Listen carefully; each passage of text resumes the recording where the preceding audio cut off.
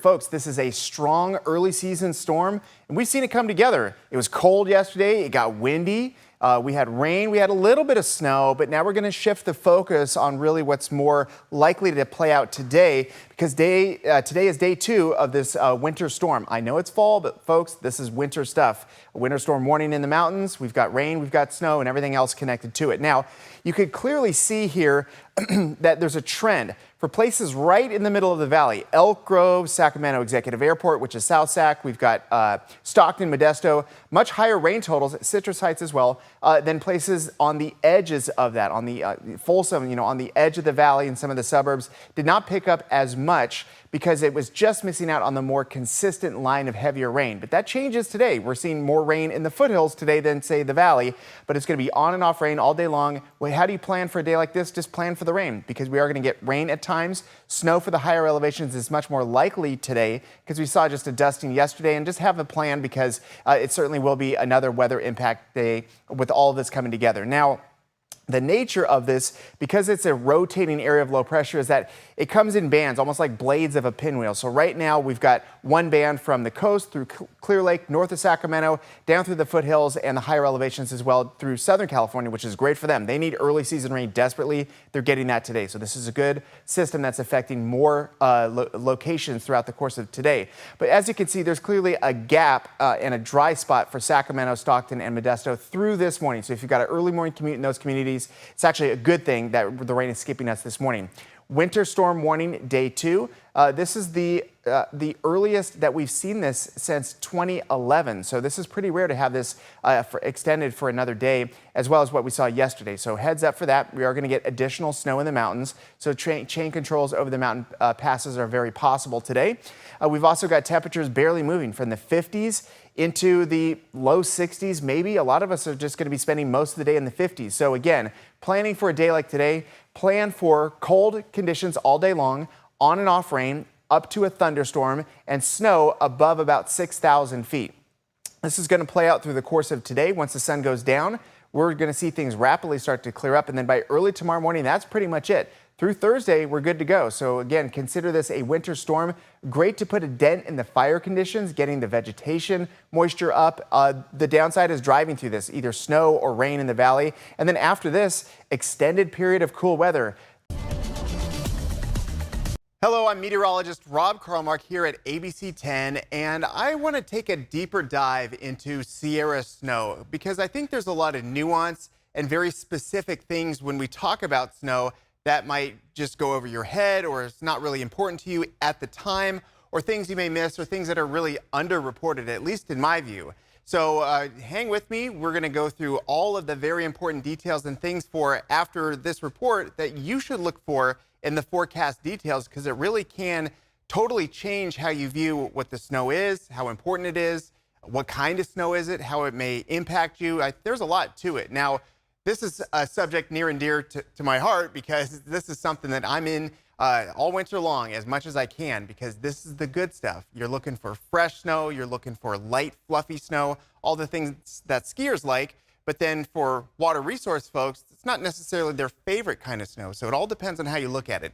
Now, typically in our area, in Northern California, we talk about snow a lot, and it's for a lot of different reasons. If you don't ski or snowboard or sled and you just don't care and you view snow mostly as an annoyance or something that you just are not a fan of, this kind of snow that we get in the Tahoe region and other spots, that's our water in the summer, at least a third of it. So it really is something that we have to have. Otherwise, it's just life the way that we know it around here is not possible. Now, typically, when we show this to you in, say, a short morning, afternoon, or evening forecast, we'll show you this. The numbers will start to go up, and we're measuring snow in potential inches for well-known places, the mountain passes and some of the ski resorts. But there's so much more to it. So I want to start off this with snow levels. Snow levels are one of the main things that we focus on here at ABC 10, because that is the level, the elevation when we go from rain to snow. And this can have huge, monstrous impacts in how effective the storm is at producing snow where it needs to. Also, some of the things that might not be correct with the storm, things that are off. If the snow levels are really high and it's mostly rain, that completely alters the impacts, or if it's really low as well. So here's more or less a traditional storm as it comes in. It might be kind of cold in the beginning. we highlight these locations so you sort of have an idea of where the elevation is, because not many folks just off the top of their head will know where the elevation is if they're traveling through the mountains. So there's some well-known places. Lake Level's one I like to use a lot. That's 6,000 feet. That's for Lake Tahoe. And you can see here, it changes over time. Sometimes you might start off cold, and then all of a sudden it mixes in with rain up high. Then you have a rain on snow situation, so you get a lot of runoff, and that's a big impact for creeks and streams. And then usually it tends to lower at the very end of it as more cold air gets drawn in. So these are some of the things worth watching, is not just a static snow level, but how it changes over time. Here's another way of looking at it, and this idea came from the National Weather Service. Very effective, showing people, okay, on my drive, say on 80 between, say, Sacramento and Reno, where does the snow start? And this is a traditional cold storm where it's right around Blue Canyon. So you're looking at right around 5,000 feet of snow, and you can see that you usually tend to get more snow on the western slope versus on the backside here, the eastern slope or the Tahoe Basin. The reason for that is that as the storm rides up in elevation, it really is effective at wringing out more moisture, i.e. more snow. And then once it gets to the backside, it's still producing snow, but there's just not as much moisture as there is on the front side. And you see this through mountain ranges all over the world. Now, some of the primary hazards that we talk about with snow is driving through it. At least I think that's the biggest deal for most people. And you tend to get slick, snow-covered roads, poor visibility because it's big flakes. You can't see through it. You throw in some wind, it's really hard to see at times. You're going to get some travel delays. Obviously, chain controls is a big deal. For some people, this is the deciding factor. Chain controls, or putting on chains on two-wheel drive car, it's just a pain. It just is. That's why people happily pay to have somebody do it. It's just one extra thing you have to keep in your car and pay for, even if you don't use it, right? And then also, in the middle of a big snowstorm, even if you're prepared, hey, I know what I'm doing, I do this all the time, you still could end up in one of these long-lasting road closures, either due to visibility or loss of traction, or a double trailer truck crashes and it blocks the road. All of these things tend to happen, and they tend to happen a lot when it's snowing. So let me just take you through the easiest way to navigate driving through the snow in the Sierra and other spots all over the country. The number one issue, law enforcement will tell you this every single time you ask them what's going on the roads. They say speed is the number one issue. People drive too fast in the snow. Not only is the speed reduced in chain control areas as an advisement, it's the law. If you are speeding in chain control areas, they can issue a speeding ticket going 40 miles per hour if they want to, because it's unsafe for the road conditions. Also, when you have chains on your vehicles, this is the maximum amount of speed. If you go fast in that, you're going to lose chains. They're going to wrap around your axle, and it's going to be a bad time. So you need to have four-wheel drive cars, all-wheel drives, they're really good these days, or chains, and that's going to be on the axle that's moving the car. You have to know if it's a rear-wheel drive or if it's a front-wheel drive, and then you put the chains on those tires. That way you get the most traction. Number one tip, besides not speeding, is don't tailgate. There's a couple things that are going to happen there. Number one, if you decide to put on the brakes because people are going to slow down, do you have enough space? Because if your brakes lock up, you're sliding, then you're not in control anymore. It's just gravity at that point, and momentum and inertia is going to take over. So give yourself plenty of space. That way, whether they're braking or they're downshifting, which is very important during snow, that way you're going to have enough time to react. One of the things that tends to happen is that people follow very closely, and then folks that know what they're doing start downshifting. That's if in a manual vehicle, which is more rare these days, you just drop it down a gear and the engine's going to wind up. It's going to get loud, but it's going to slow the vehicle down without having to use your brakes. Because once you lock up your brakes, it's game over. When you downshift these days, they're usually paddles on your wheels. So figure out how to do that ahead of time. Don't learn in the mountains during a snowstorm, because you may not be doing it correctly, and that's going to cause some problems. Finally, when you do have to brake on turns and other means, you're just going to have to do it slowly. Just a nice slow pump during the straight part of the road, not during the turn part of the road, and you're going to have an easier time navigating during the snow.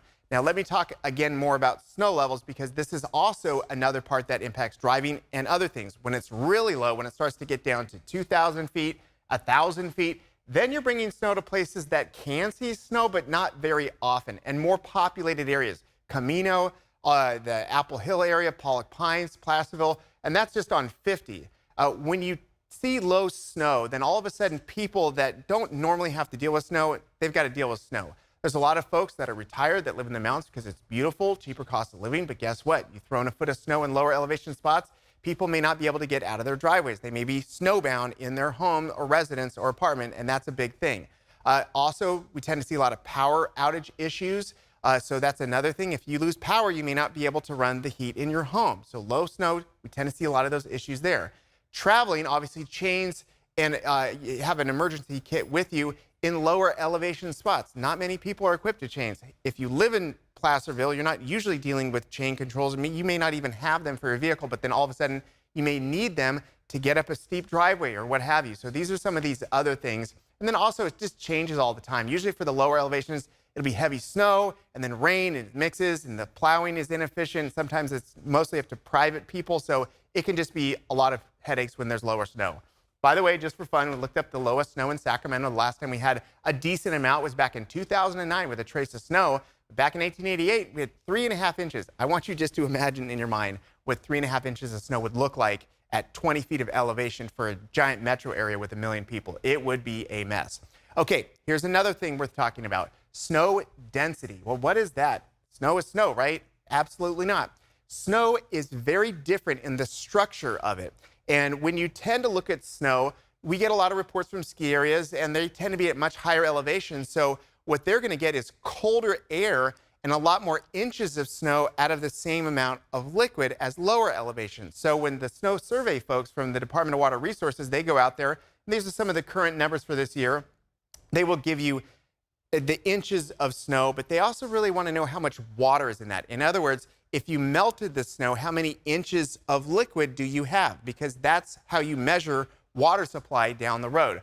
Also, the other thing worth mentioning is that the early season results, the percentages can be all over the place because you're dealing with less inches of snow in general. So big storms, lack of, or many of them all in a row can really skew these numbers. What you really want to look at for a good survey of the water that you're going to have for the year related to snow density is you really want to look at the April number. That's pretty much traditionally climate-wise. When everything starts to shut off, you tend to see less of the big snowstorms that could really change the snowpack and the water supply down the road. And this is where you really want to end up. The way that I like to view it, and it's always bad when a meteorologist is using a sports analogy, but I'm going to do it anyway. Think of these as quarters of a football game or a basketball game. You could be up, you could be down at the beginning. It's interesting. It kind of gives you an idea of where things are going, but look at this. For example, 23, 24, really slow to start. Hey, we ended up not only above average, but in solid shape. So it's not how you start, it's how you finish. Now, there's different things that will influence the density of the snow. Elevation, how close you are to the ocean, that's essentially how wet the air is going to be initially to start. But typically what you tend to have is when you have warmer temperatures and more moisture in the air in general, you tend to have wet and heavy snow. Nickname for that around here is called Sierra cement. But then when you have colder temperatures and drier air, but some liquid, you tend to have more fluffy snow, and it's more like a powder. The reason why is that there's more air in the snowflake, and it tends to stack up, so there's more distance. In other words, you can move it around, just dust it right off your car, versus the heavy stuff where you really have to put in some effort. So let's talk about the snow to liquid ratio. This is how we judge how fluffy the snow is. When it's very low, 1 inch of liquid equates to 7 inches of snow. When you tend to see this lower number, it's heavy and it's dense and there's a lot more water in it. Then you get more fluffy snow, and then when you have really cold air and just the right amount of moisture, then you get these 15 to 1, 20 to 1 snow ratios, and this is when it's really light, dry, fluffy powder. This is what skiers and snowboarders absolutely love. It's like floating on a cloud. It's amazing. However, the denser stuff, which is very important and useful and necessary for water supply, there's also other issues. A couple years ago, we had a lot of events with very heavy, wet snow. And, you know, it's one thing just shoving it off the road or off your vehicle, but you get storm after storm of this, and it really can add up to a lot of weight on your roof, especially on decks. And when it keeps happening again and again and again, if it's light, fluffy snow, it's not usually that big of a deal, but you can triple the amount of weight if it's that heavy, wet snow. That's exactly what happened in the Tahoe region a few years ago, and there were roof collapses and deck collapses all over town for a long time. So snow density is very important for many different reasons. And then finally, we just need to talk about Snowpack. Snowpack is such a big deal around here because this is our water bank in the mountains that we rely on. Now, traditionally, when we think of water, it's the big reservoirs that we have. We can look at how full they are, percentage of average. These are all very important numbers, but notice that you'll always are going to see a gap right here, and that is built in on purpose. The number one issue for that is for huge storm runoff. You need this buffer so you don't have the lakes overtopping its banks, either at the front or the spillways, the emergency spillways that we saw for Oroville not too long ago. So this buffer is very important. And the reason why it's built in and allowable and really by design on how they run these and manage all these dams is because you can rely on some level of snowpack. And so far for this season, you see various levels, but again, it's all about that April 1st average. Are we where we should be when we usually see these big colder storms shut off? And that's really the number that we're aiming for. So as you watch the snowpack during the year, pay attention to the average for the date. That does have some value, but really if you care about water for the long hot summer and going into drought, this is the number that all the real experts in this focus on. And the reason why is this: we've got our reservoirs. Then once the stormy season starts to wind down, you get less of those storms. They're going to allow more and more water to get stored in there, and those numbers are going to go up because they can count on the snowpack. And it's all the same. It's all the same on how it's managed from a conceptual basis, but then they all have to work together to manage snowpack. You might have massive snowpack in one area with a lot of runoff, and they might have little in another area, and they have to manage how this all works so that you have a sustainable and not dangerous flow for the ultimate destination, which is into the irrigation aqueducts, also for usage in local areas, and eventually even the big rivers like the San Joaquin and the Sacramento going out to the Delta and then out to sea. So it's a healthy ecosystem all across the state. Here's some final thoughts, because we've covered a lot of ground. Remember, when you're looking into the snow forecast, it's just my view, you should always seek for more information. If someone's not giving you snow levels or snow ratios or anything like that, find another place, because these are really important ways to understand how the snow affects you. Also, timing is one of the most important things. Driving in snow is just not that fun, and it can be really dangerous. So you want to watch for those dry weather windows. Make sure that people are focused on when it starts and when it ends, and then also a little bit of lag after it ends, so they can get the road down to the asphalt surface, and then it's much easier driving conditions. Driving is almost always your biggest issue. You got to go slow and steady. The other part of it is once you stop and you arrive at your destination, parking is always a challenge. Is it plowed? Is it a steep driveway? Do they have private plowing operations? Also, snow storage. Sometimes you have too much snow and there's just nowhere to put it, and you run into a parking issue, both at resorts and also just in parking lots at the grocery store for some of these high elevation spots. And snow is obviously a very big key to water in California. That snowpack, it's got to have density. If it's light and dry the whole time, you just don't end up with that much water out of it. And you can run into an issue where you have a lot of snow, but not a lot of water in the snow. And also the weather before and after the snowpack peak is really crucial. If you have a lot of heavy, wet, dense snow at the end of the season, it could be really helpful for your snowpack and your water supply. If it happens in March at the end, you're not too worried about more storms in the future, so they can really run those reservoirs up high toward the end of the season. Also, if you have a great healthy snowpack, but it gets really hot really quickly right afterwards in April and May, it can evaporate before it reaches its final destination. So all of these factor into the very complex and I think very interesting element of our local ecosystem here in California, which is the Sierra and the snowpack and how it relates to you, driving in it, enjoying it, and also our water during the long, hot summer. If you like these types of things, we've got all sorts of stuff here on ABC 10 Plus, including big 4-part specials where we cover water supply, we cover snow runoff, we cover almost anything you can think of in very serious and very in-depth coverage from our weather team here at ABC 10 Plus. So have a look around. Hopefully you enjoyed this. There's lots more to see right here for free on ABC 10 Plus.